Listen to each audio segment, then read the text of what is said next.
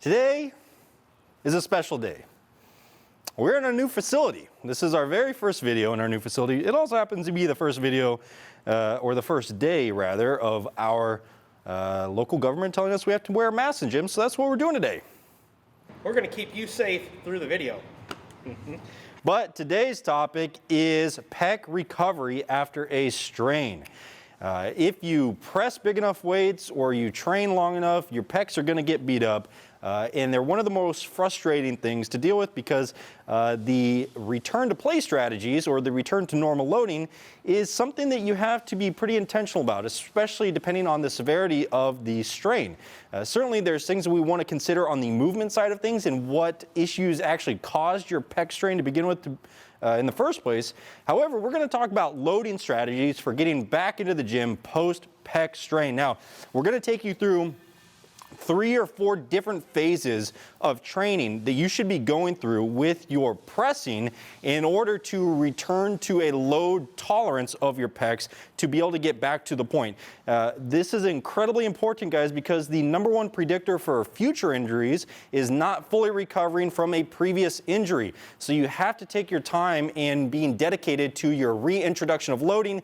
If you feel great week after your pec strain and you go back to normal training, you're very likely to sustain that same injury. It might not be next week, but it's probably going to be as soon as training ramps up and gets really hard again. So here's our phases that we're going to go through, and we're going to kind of walk you around the gym here. The first phase that we're going to go through in our pec recovery training is eccentric loading. Now, you have to have a really nice buddy with you because you can't do this on your own. You actually can do it on your own, but it just takes forever because you need to deload the weight every single time. We have Kyle on a bench here, and there's a few ways that we can do this. If the pec strain is really, really bad, what we're going to do is actually limit the range of motion on this exercise. But as I mentioned, our gym is moving and we're missing a safety here. So we're not going to show you a reduced range of motion. Just know that if the pec strain is bad enough, you should start with a reduced range of motion for this exercise. 4 count here? Yeah, we're going probably about as slow as you can. So the eccentric tempo that we're using here is between a 4 to probably 8 count. If you're going really light, you should go closer to that 8 count. If you're going a bit heavier, which eccentrics do allow you to go heavier, and that's part of the reason they're in this protocol, you should go closer to the 4 count, maybe even a 5 count. But we have loaded up here 225 for Kyle. The weight you're going to use is going to be completely dependent on the severity of the pec strain you had. So we don't have any tight recommendations for you there. You just need to choose a starting point and go up weekly from there. Go ahead and get set up here, Kyle. We're going to get nice and light. That'll help you tell you where that tissue's at. Don't jump right to 225. My pec's doing 5. We loaded this up. We're going to go for it. And the reason that we use eccentrics here is because eccentric loading, you can tolerate a much higher percentage of load than you can on the concentric portion. So it's a great way to reintroduce loading to any strained muscle. This is not specific to just pecs, but here's how we would do it. Normal press, Kyle's going to have supreme control over this weight. He's going to control it as slow as he can all the way to his chest. Your training partner then needs to help you re-rack the weights because we do not want you actually pressing it on the concentric portion. You can do reps of this, but I wouldn't go over probably 4 reps in this type of loading. You can deload it to pins if you're training by yourself and get up and unload the weights and reload the weights for another rep. It just takes a long time. So that's phase 1. You might have to stick there a couple times a week, maybe a couple weeks in a row. You can certainly do other things while you do this, but this should be like your primary exercise that you're doing. The next one that we have is an isometric focus. The way that we're going to do this is in 2 different manners. We're going to either focus on very high force, or we're going to focus on greater time under tension. You should probably start with greater time under tension, but because Kyle's already here, we're going to show you the higher force variation. This is going to be a press into pins. You don't need any helper here or spotter, but what we want Kyle to do is to select a pin height that is tolerable for him. So if you are fresh off a pec injury, this range of motion is going to be higher. If you are somewhere you can tolerate some loading with your pec, you can probably go a bit lower. Your goal should be to get to about a couple inches off of your chest and press into that as hard as you can. So the way we're doing this is stacking up between 2 to 4 reps, and Kyle is putting maximal intent into these safeties. He's putting maximal force into these safeties, and he's trying to move the entire rack if he could.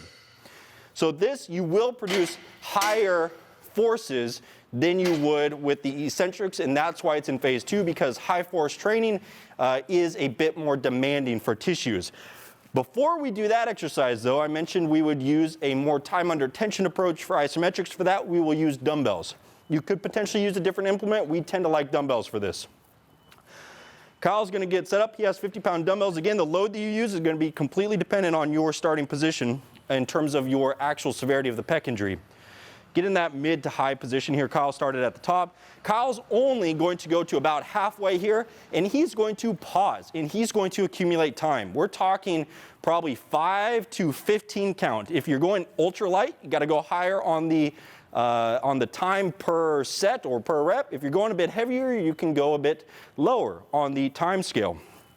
His range of motion is also going to be dependent, again, on the severity of the pec strain. If he's fresh off of it and say he's doing something like this combined with the eccentric loading in the same session, he should probably choose a slightly higher rep range so he doesn't stress those tissues too much. But he's not actually doing a full rep here, so he would just get into position, pause, own it, get out of position, full recovery between sets, and then back into it, pause, own it, and so forth. And you should be able to accumulate a lot of time in those positions, but ultimately, the pec that is hurt is going to tell you exactly how much it needs. Finally, we're going in closed chain pressing exercises. For that exercise or group, we're choosing push-ups. We like push-ups because they allow the scapulas to move freely, and you don't necessarily have to go from eccentric to isometric time, or isometric time to isometric force. You can do all of this stuff concurrently, just in varying ratios based on how bad the strain is. But the next place that we would take Kyle is into push-ups and using a full range of motion at this point. So not a ton of load here, but we're exposing those muscles to a full range of motion. Go ahead, Kyle. Going closed chain push-ups, really, really beneficial because it allows the scapulas to move through their entire range of motion, and they're not impeded by a bench, and that's why they're chosen here.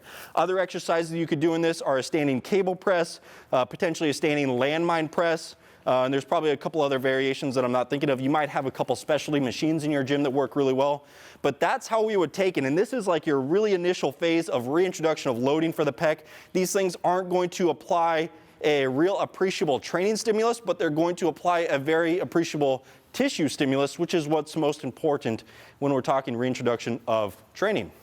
May not seem like you're doing much, but I tell you what, after one eccentric, a couple presses into there, a couple dumbbell holds, and a couple push-ups, before I even got over here, my chest had a pretty good pump on it, and I wasn't even taking it through a full range of motion. So, A, be respectful to these movements, because again, they may not seem like much, but they're actually making the tissue work respectfully pretty hard. The other thing to keep in mind is hand position. With any soft tissue issue or injury, a lot of times a little tweak can alleviate a bunch of things. Be mindful though that I'm not making a tweak into a bad habit that's going to carry over to a new injury or a different future injury. We like, where applicable, Duffalo bar, Cadillac bar because of the neutral grip. Keep in mind it does have a deeper range of motion, so if you're limiting range of motion in these exercises, we're just going to limit it a little bit higher. But that can help put you into more ergonomic position so your pecs can produce force in a little safer manner. These are all really fundamental starting points for you guys, but these are not the only strategies that you can use. If we had the tools available, we would absolutely have our athletes using BFR training in this situation. And just because you're using BFR, say on your shoulder, doesn't mean it's only affecting tissue downwards from that. BFR training actually has a greater systemic effect. Of course, it has a very significant acute effect, but systemically, if you were to do pec flies and things like that, it would be highly, highly effective. So tons of tools in your toolbox. The main point is that you have to be very intentional about your reintroduction of loading if you want to avoid future injury. Brendan and Kyle, out.